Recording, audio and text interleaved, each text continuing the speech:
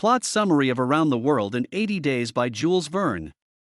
Around the World in 80 Days tells the story of Phileas Fogg, an Englishman living in the Victorian era who bets £20,000 that he can circle the globe in exactly 80 days.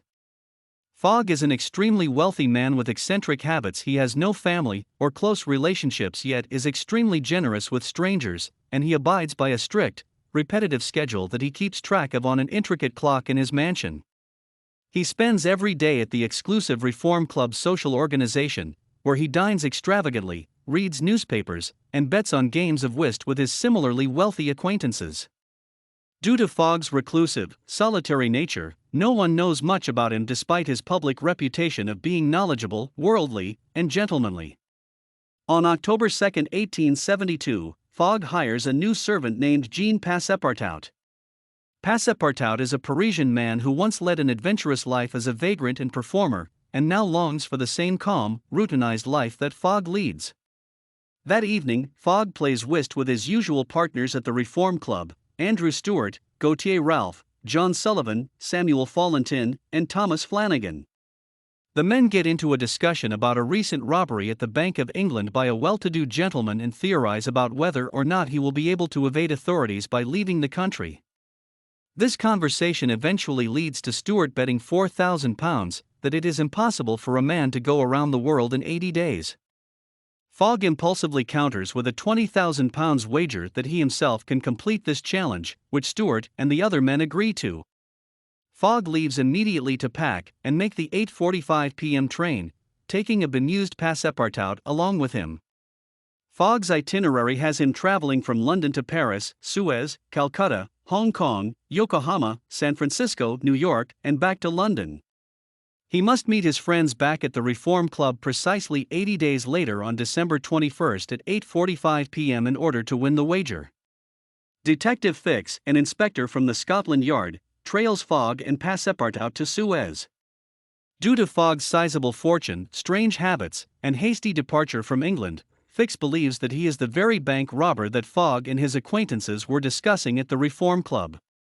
He must wait for a warrant to arrive in order to legally arrest Fogg in British territory, England, India, Hong Kong, or Yokohama, and becomes acquainted with Passepartout in an effort to gain information about Fogg.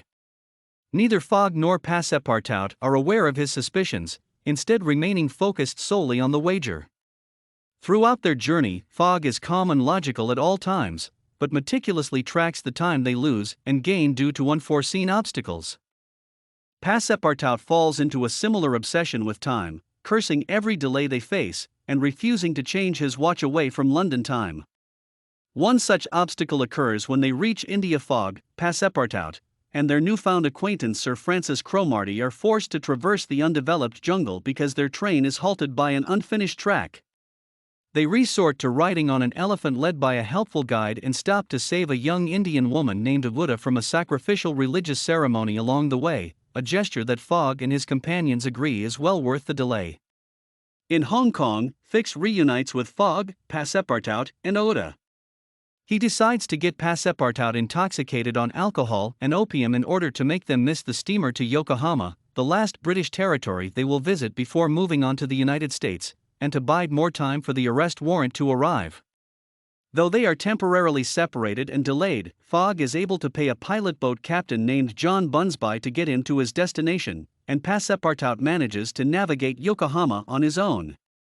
They are reunited by chance at an acrobatic show in Yokohama, and Fix does not receive his warrant in time to arrest Fogg.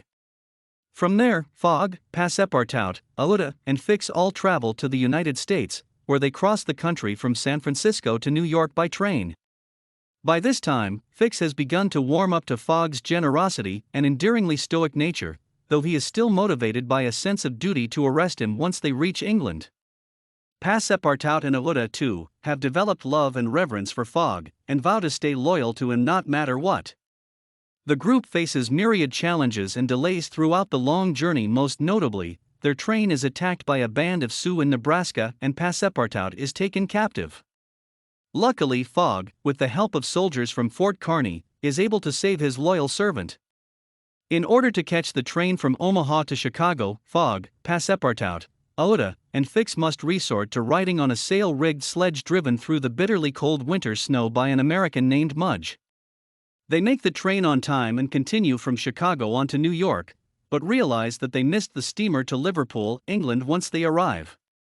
On the Hudson River, Fogg pays Captain Andrew Speedy to bring him and his companions along on his trading vessel to Bordeaux. Once he is on board, Fogg bribes the crew to take Speedy hostage and commandeers the boat to sail to Liverpool. They nearly run out of coal, so he buys the boat from Speedy and burns it for fuel. They make it as far as Ireland and take a train to Liverpool, where Fix finally places Fogg under arrest. After a short stint imprisoned in the custom house, Fix finds out that the real bank robber was apprehended 3 days prior. Fogg is released and orders a special train to London with Passepartout and Aouda. They arrive 5 minutes too late, however, and Fogg believes that he has lost the wager. Passepartout and Aouda go back with him to his house in Savile Row, and both blame themselves for Fogg losing the wager, and thus, his reputation and fortune. Aouda, saddened by Fogg's lonely life in England, asks him to marry her. He accepts, professes his love for her, and sends Passepartout to notify the local reverend of their engagement. Passepartout, however, finds that the reverend is not home, which causes him to realize that it is actually Saturday, December 21st, and not Sunday, December 22nd as they had assumed. He and Fogg failed to factor in the day they gained by crossing the international date line. Passepartout rushes home to share the news, and Fogg makes it to the Reform Club 3 seconds before 8:45 p.m., winning the £20,000 wager. He and Aouda are married the following Monday, which makes Fogg the happiest of men, and is ultimately what gives his journey around the world in 80 days a sense of meaning.